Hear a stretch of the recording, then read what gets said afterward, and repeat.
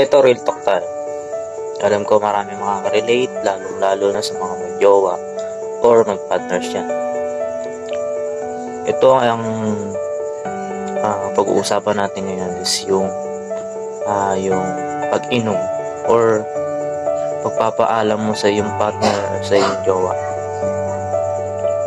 Kung nagpaalam ka, nagagalit sa iyong partner mo o yung jowa mo, it means na nag-aalala lang siya sa'yo kung mapapaano ka sa daan, saan ka mag-iinom, saan ka pupunta.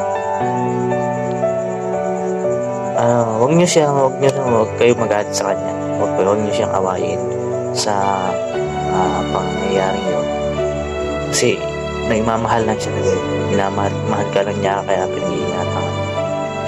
Alam ko marami makaka-relate nito na madami dyan na nagpapaalam pero hindi pinapayagan. Magagalit sila.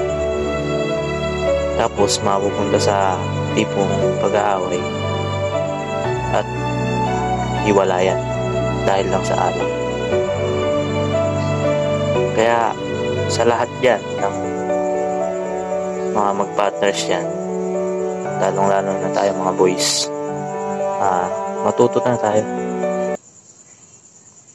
matuto tayong wag nang magpaalam.